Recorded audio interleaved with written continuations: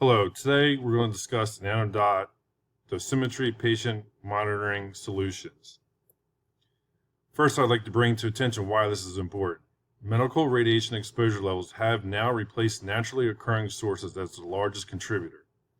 Increase in radiation imaging exams from 2.4 to 3.6 billion since 2008. Regulatory authorities and experts agree that reducing radiation errors in medical imaging and radiation oncology is a priority. The nanodot is a way to do this. A background. I have noticed over the course of my career the increased use of diagnostic imaging.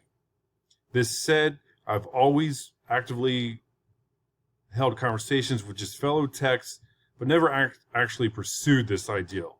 Not until this class did it come to fruition that there's technology out there and that I can actually propose a plan on how to use it. Little comedy for you. Paul Revere, nanodots are coming. The innovation would be the use of the nanodot with its reader technology provides one universal, simple, and flexible solution to this complex problem. The device would be attached to the same surface as the patient, i.e. the table or the CAT scan gantry, the big donut that you see. Then the technologist would only have to verify and select the patient information from the patient list from our console once at the beginning of the exam, eliminating the chances of wrong information, losing or damaging the nanodot.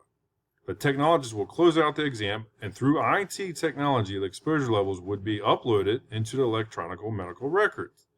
A second version of this would allow the technologist to use the nanodot for portable exams. The technologist will select the correct patient information prior to the exam. Then the technologist will bring the nanodot along with the portable exam, attach it to the patient in the area being exposed prior to the exposure, and then perform the exam.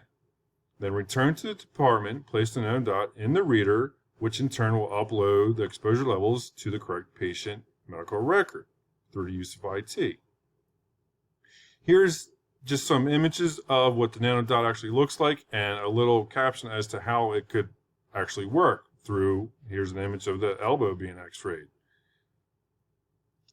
As it relates to cost, quality of care, and access. Costs.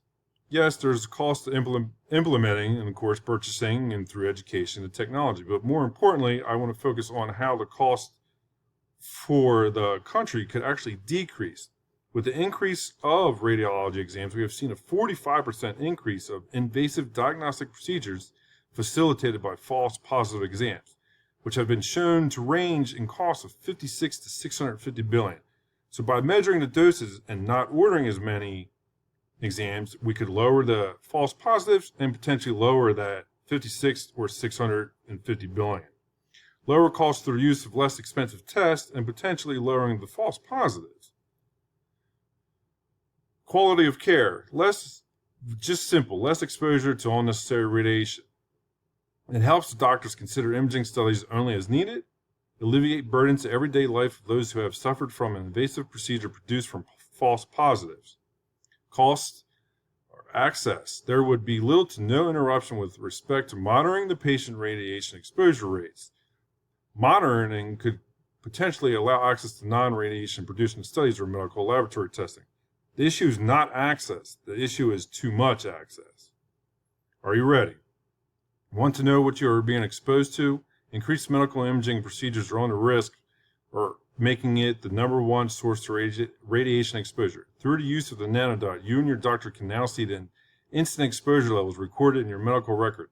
A patient that receives multiple medical imaging exams in any given period can be given alternative imaging diagnostic exams if any amount of radiation is of concern.